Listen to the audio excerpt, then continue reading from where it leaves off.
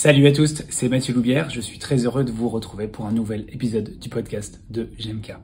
Dans ce nouvel épisode, nous allons parler des violences faites aux femmes. Pour ce faire, j'ai contacté Blandine Cuvillier, qui est une kinésithérapeute qui s'est beaucoup investie dans ces questions-là. Vous le savez, les podcasts de GMK, c'est toujours 2 épisodes. Dans ce premier épisode, nous allons parler de la théorie des violences faites aux femmes. Nous allons donner une définition, notamment de la différence entre violence et conflit. Nous allons également parler du cycle de violence de Walker, et enfin, les conséquences pour ces victimes. N'hésitez pas à liker, commenter et vous abonner à notre page GMK sur Instagram ou sur Facebook. Sur ce, je vous souhaite une excellente écoute.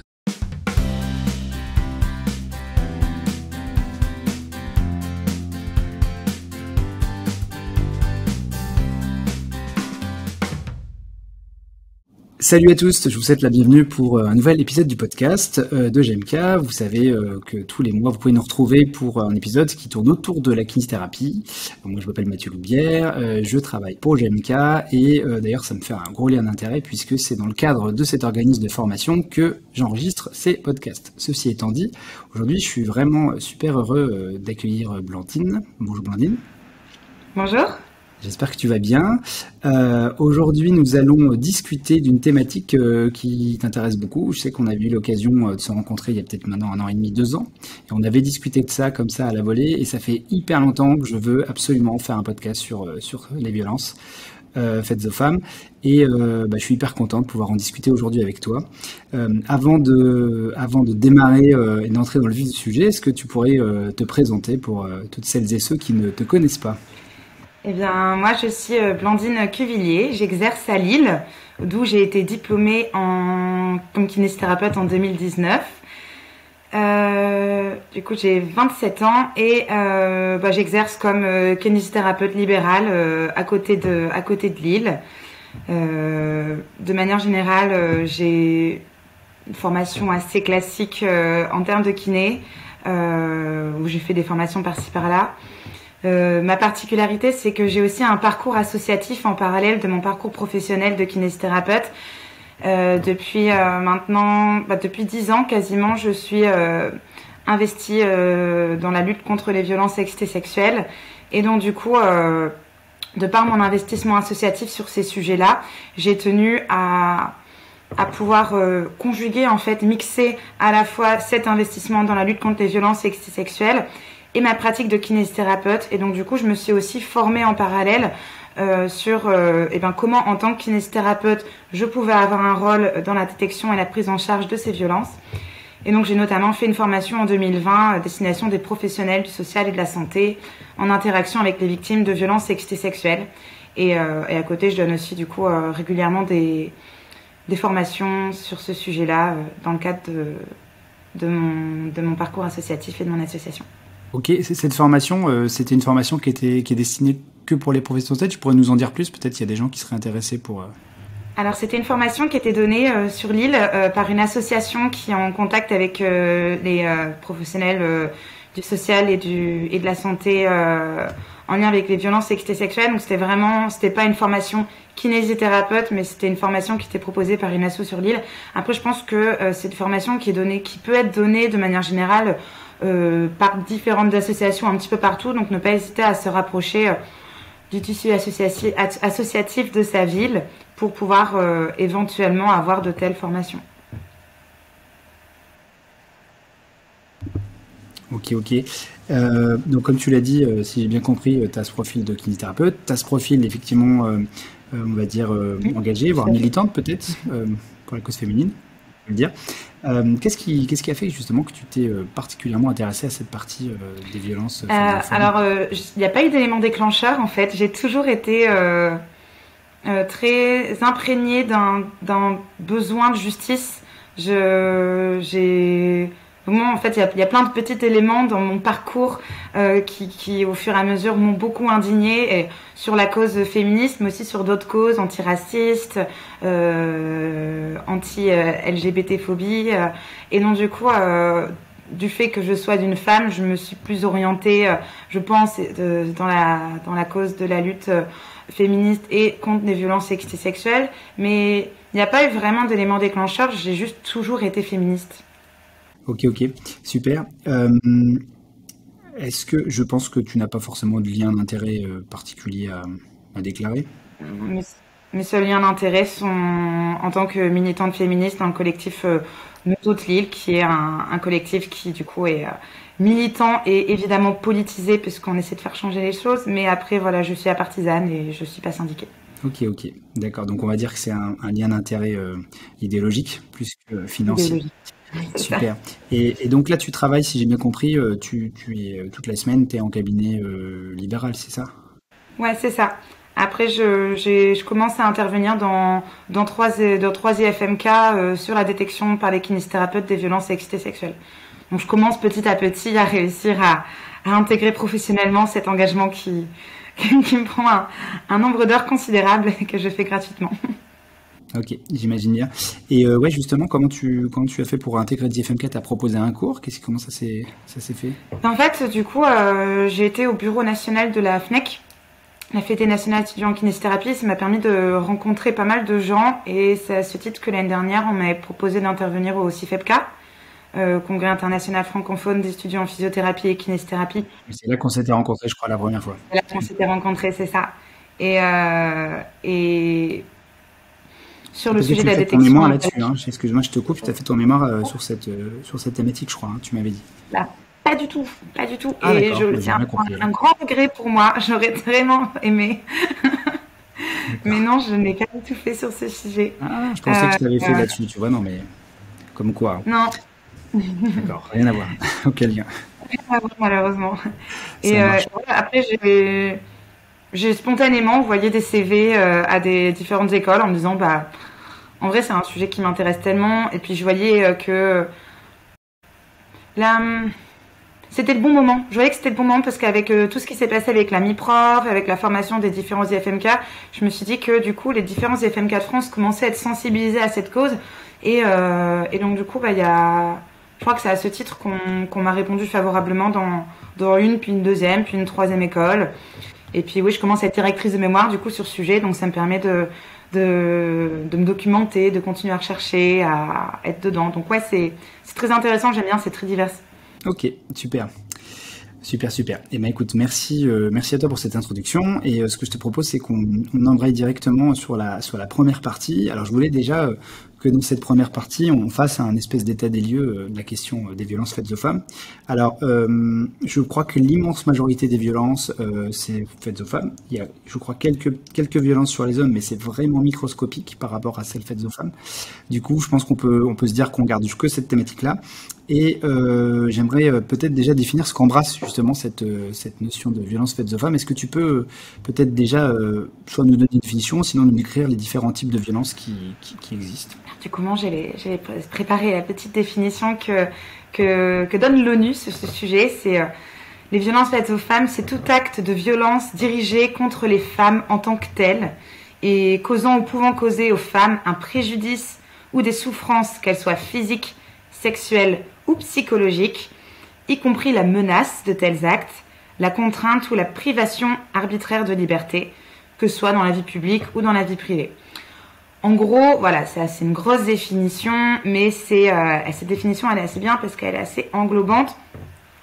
En gros, les violences faites aux femmes, elles peuvent être exercées dans tous les domaines de la vie, au travail, dans le couple, dans la famille, dans l'école, à l'école, dans la rue, dans les milieux médicaux, dans les transports, sur Internet également.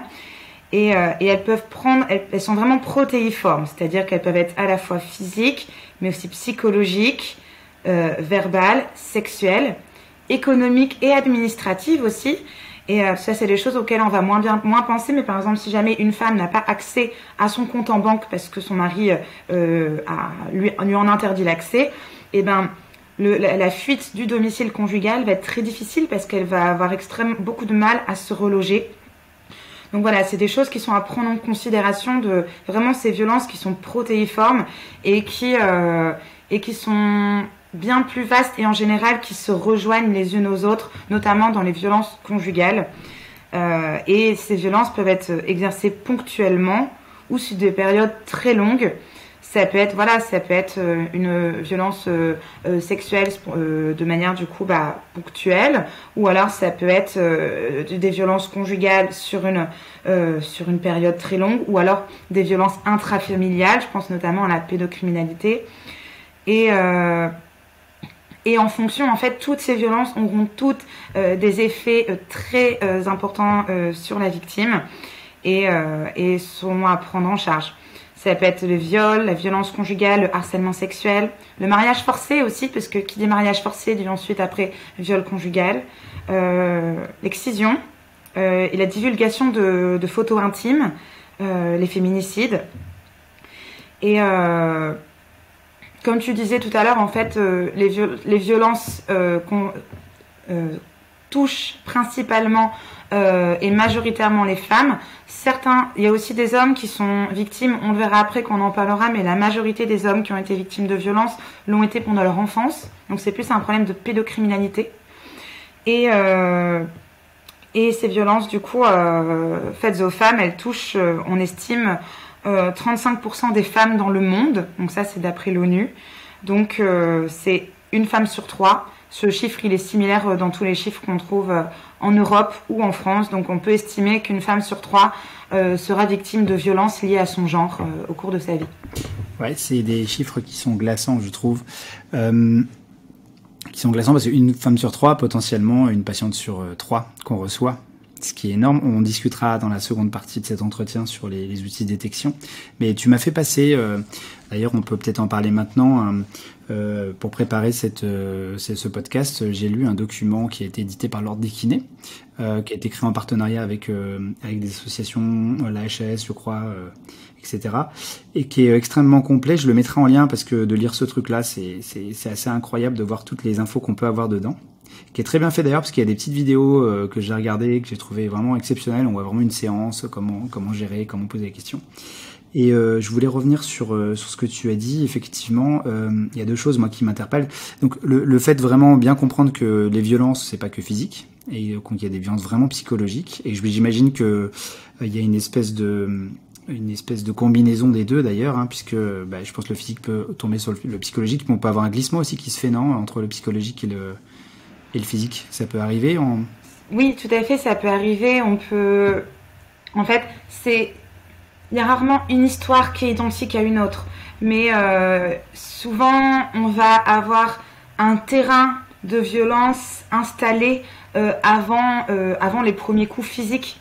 Parce qu'en fait, c'est vraiment un système d'emprise qui va s'enfermer sur la victime, qui fait que, en fait, à partir du moment où il y aura le premier coup, il y aura déjà, ce sera le premier coup porté physiquement, mais psychologiquement, il y en aura d'autres qui auront été mis avant pour pouvoir installer un terrain où la victime, va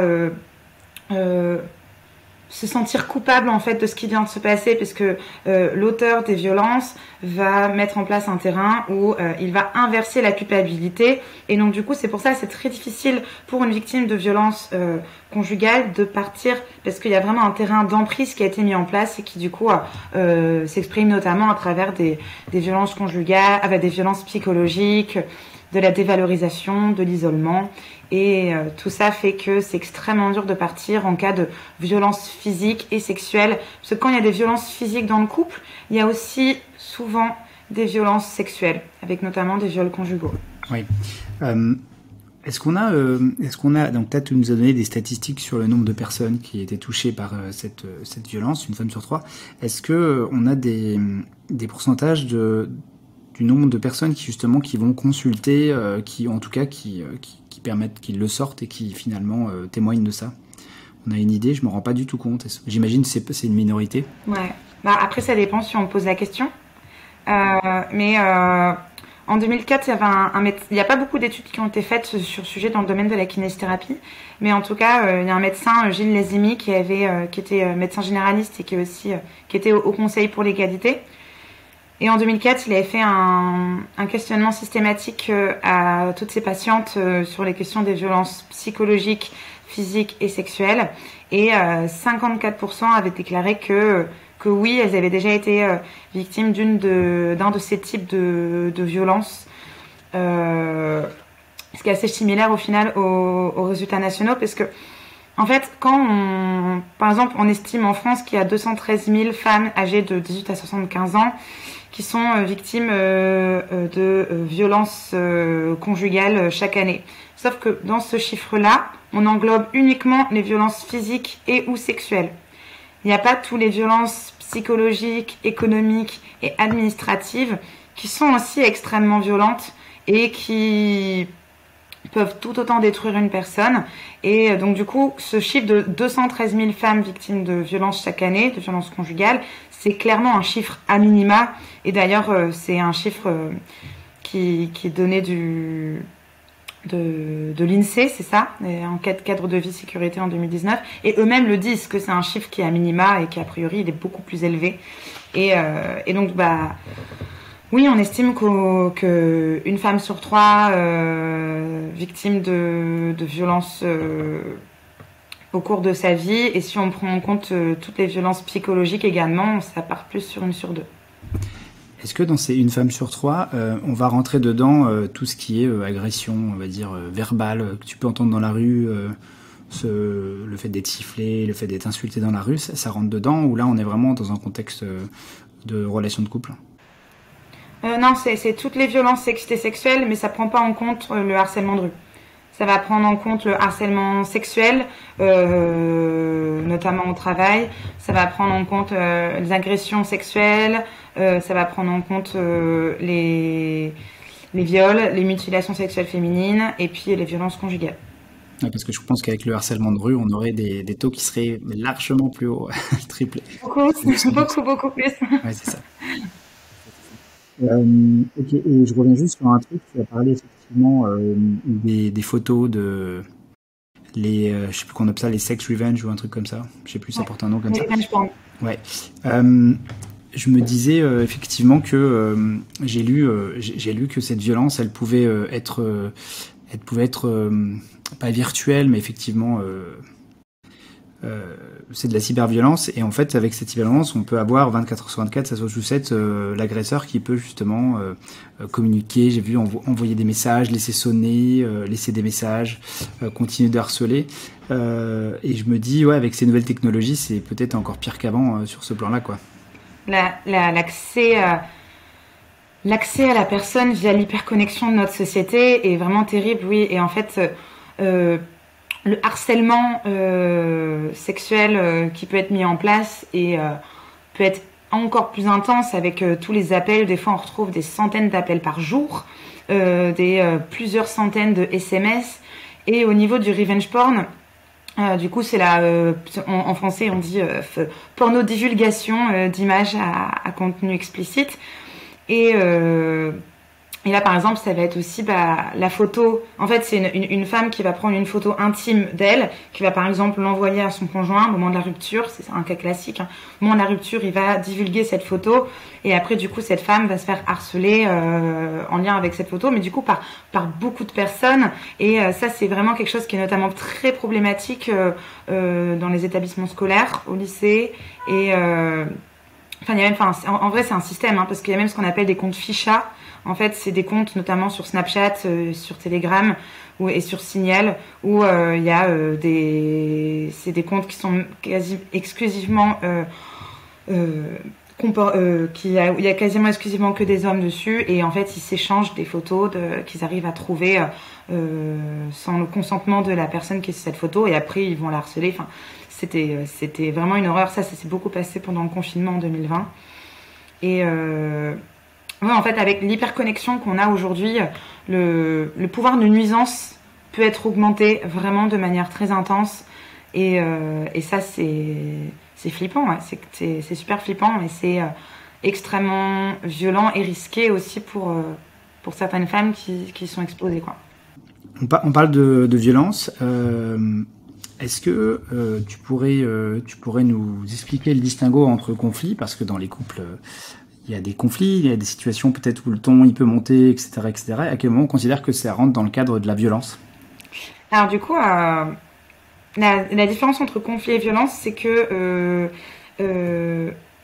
là, c'est surtout dans la réciprocité.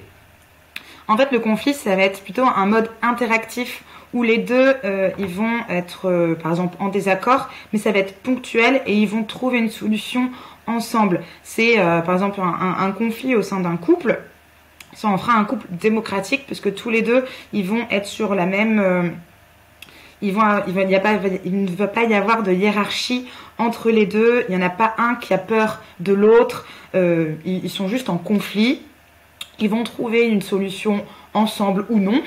Mais en tout cas, il n'y a pas de supériorité, il n'y a pas de hiérarchie. Et le conflit, du coup, il est autorisé par la loi. À la différence de la violence, du coup, où là, il va vraiment y avoir une inégalité. Le propre de la violence, c'est de refuser de placer l'autre sur un pied d'égalité et au final de nier sa qualité de sujet. Et en tant que violence, en fait, il va y avoir vraiment un système d'emprise qui va à la fois allier la dépendance affective et la dévalorisation. Et en fait, ouais, dans cette relation de violence, il va y avoir du coup clairement de la domination et c'est un couple plutôt totalitaire où c'est toujours l'agresseur qui décide de tout. Ça va être vraiment, à la différence du conflit où c'était bilatéral, les deux étaient sur un pied d'égalité.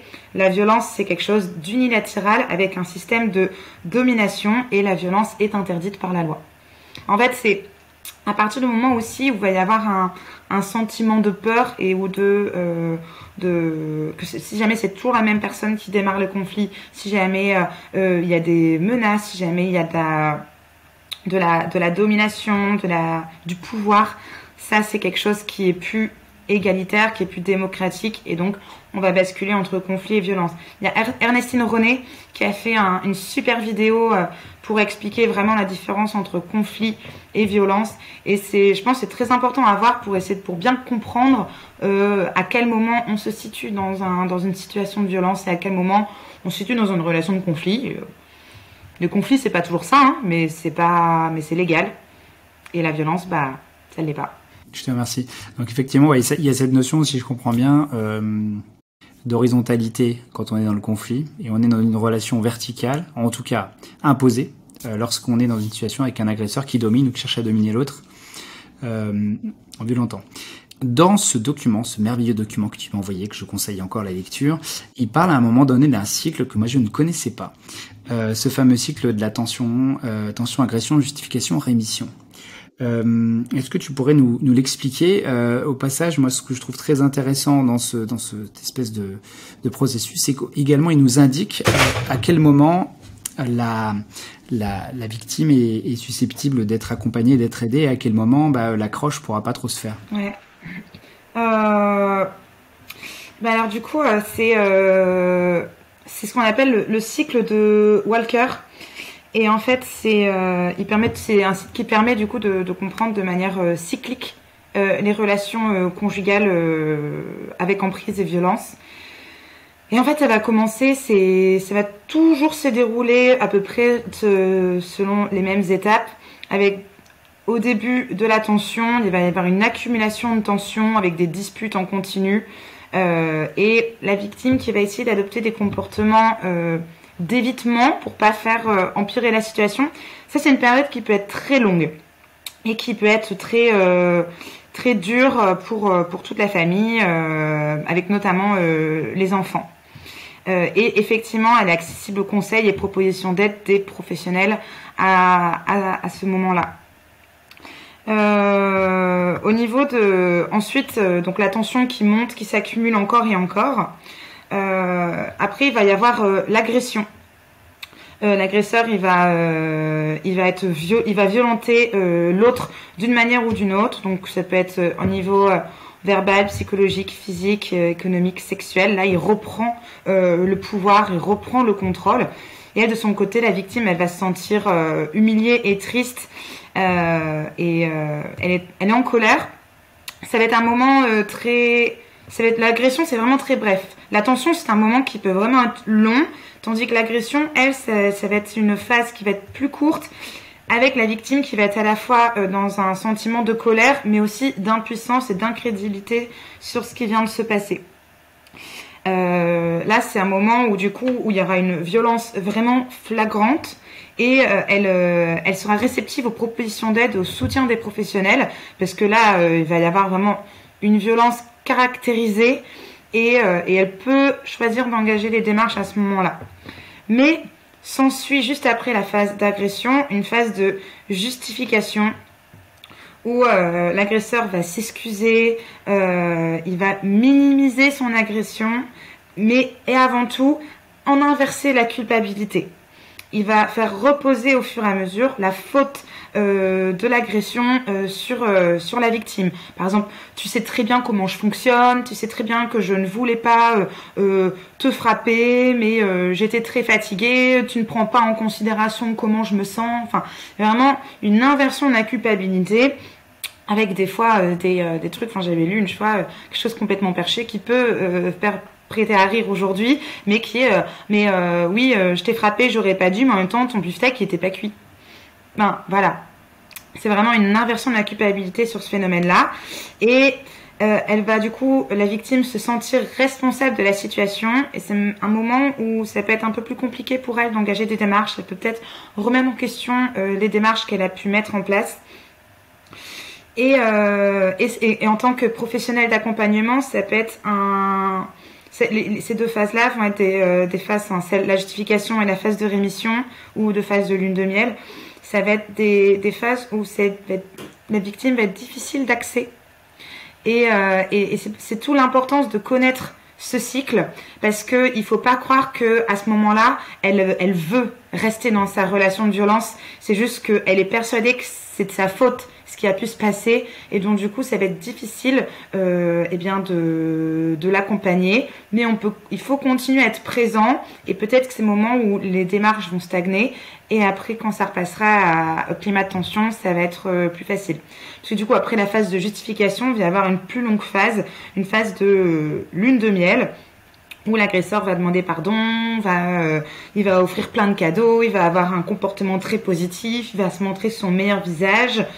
Et elle, du coup, la victime, elle reprend espoir, parce que l'agresseur, il semble avoir changé, donc elle va lui donner des nouvelles chances. Et donc ça va être les deux premières phases de tension, où on sent de plus en plus l'agressivité et la tension monter, puis la phase de passage à l'acte, vraiment très claire, où là, ça va être vraiment des phases avec de la violence. Et les deux dernières phases de justification et de lune de miel, ça va être plus des phases d'emprise et d'inversion de la culpabilité, où la victime va être plus difficile à accéder pour l'aider. Le fait est qu'au final, ce cycle-là, il va s'accélérer de plus en plus dans le schéma de la relation violente, avec une fréquence des violences et les violences en elles-mêmes qui vont augmenter au fur et à mesure du temps. Et en fait, c'est un cercle qui va au fur et à mesure se rétrécir, s'accélérer et emprisonner la victime. C'est pour ça que c'est super important que les victimes de violences conjugales soient identifiées avant que ce soit, entre guillemets, trop tard, avant que ce soit trop difficile de l'extirper de cette relation où elle sera enfermée par ce cycle.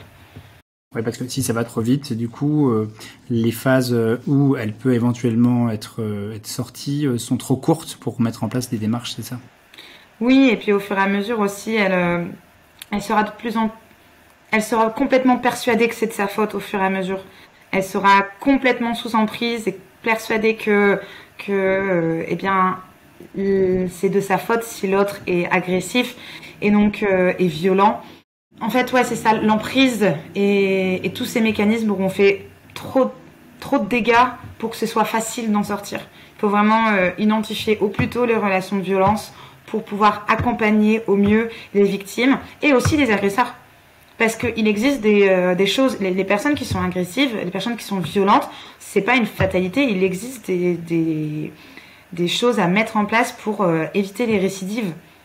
C'est pour ça que c'est important d'avoir un accompagnement socio-judiciaire pour les agresseurs et pour les hommes violents. C'est hyper primordial pour changer les choses et pour que ces personnes ne fassent plus d'autres victimes. Voilà, c'est fini pour aujourd'hui. Dans 2 semaines, vous pourrez trouver la suite de cet épisode. Et ne ratez pas l'infographie qui sortira la semaine prochaine, un résumé de toutes les idées fortes qui sont intervenues dans ce podcast. À très vite.